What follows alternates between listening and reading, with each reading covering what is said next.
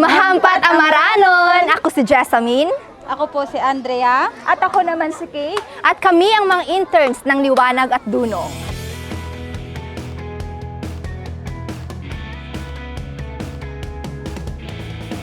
Tara, samahan niyo Excuse kami me, dito ba yung section Rizal?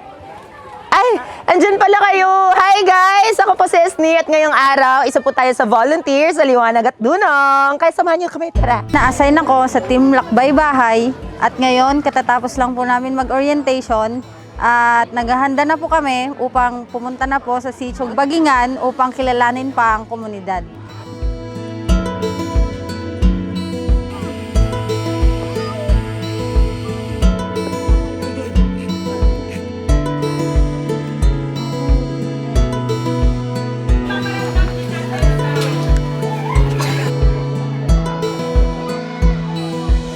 Ako naman po ay na-assign dito sa Team Dunong Kabataan. And ang mga learners po natin ay age 10 to 14 years old. And katatapos lang po namin mag-introduce sa isa't isa and magpuprosida po kami sa aming lesson.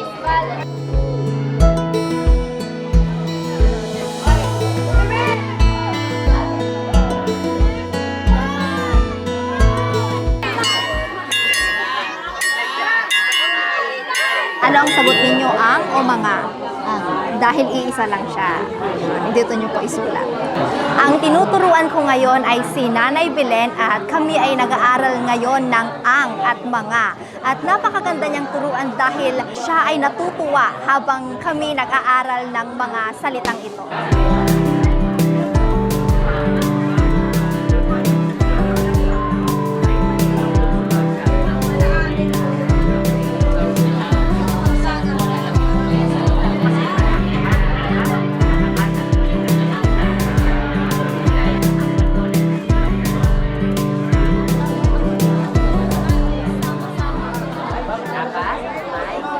So ngayon po ay assessment time po namin ni Eugene and ang sinasagutan po namin ay place value na naging lesson po namin kanina. So far so good naman yung experience kahit magugulo o makukulit sila pero willing naman silang matuto. Masyado silang masaya.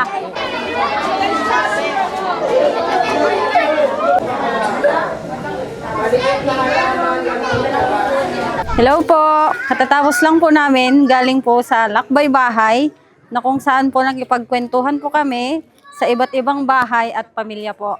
At yun, na-realize ko po na ang dami pa rin pong services na hindi pa rin po nabibigay ng mga ahensya na kailangan. Dapat sila po yung gumagawa. Andito po kami dahil gusto po namin silang tulungan upang ayun po magkaroon po sila ng PhilHealth, mga national ID, ganun po. And sana sa susunod na linggo, pagbalik namin ay maayos na po namin yung PhilHealth nila Tatay Warlito, nila Nanay Rosette, at magkaroon na po sila ng opisyal na ID. Anong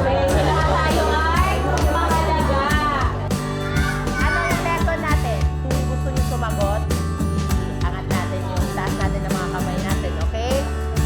Since place value, di ba? Pag sasabihin natin place value, meron tayong tinatawag na 1,000, 100, 10, 1. Nakilala ko po si Mama Corazon, si Nanay Corazon. At yung masasabi ko po talaga ay, in fairness po talaga sa kanila, may bunga po yung lahat ng mga pinaghihirapan at lahat ng mga pinagpapaguran ng organization na ito. At sobrang nakaka-proud na sana mas marami pa yung mga volunteers na makakatulong dito at sana mas matulungan pa natin at mas may bahagi pa natin yung kaalaman natin lalo na sa komunidad kasi isang malaking tulong ito sa kanila at sobrang saya ko na naging parte po ako sa sa pagbabago na yon. Kanina nga po, grabe, parang nakaka-touch sa puso kasi nagpapasalamat po sa akin si Nanay Corazon habang tinuturuan ko siya at kitang-kita mo talaga na genuine talaga siya at kitang-kita mo yung eagerness na gusto niyang matuto talaga. At ayun, medyo naiiyak ako ng very slight pero sobrang sayang experience na maibahagi yung aking onting kaalaman at feeling ko naging si Ma'am Castro ako pero with more patience at mas less strict version. Kumbaga Ma'am Castro kapag may visitor na supervisor sa classroom, ganun yung atake ko kanina. But I'm so excited na alam kong hindi pa ito last at sana magkita-kita tayo dito sa mga next weeks, next months at sana mas dadami pa po yung mga taong tutulong po sa mga komunidad like this. Kaya yes, love, love, and spread education because we need that. And Nelson Mandela once said that education is the most powerful weapon which you can use to change the world.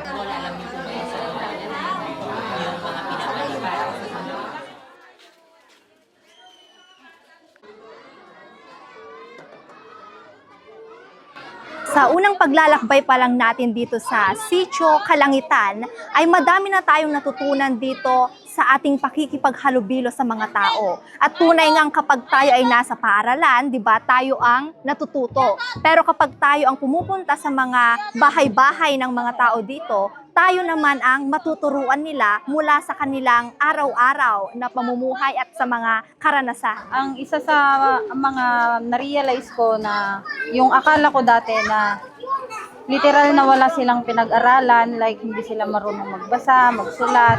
Pero nung nag-start na kaming magturo, ayun, parang na-amaze ako kasi sobrang galing nilang magbasa, sobrang galing nilang mag-solve ng mathematic equations, ganyan. Tapos, ayun po, ang bilis po nilang masagutan ng kanilang mga activities. So ako naman, start pa lang na pagpunta namin dito, talagang na-enlighten ako kung paano talaga mamuhay yung mga katutubo na Aita.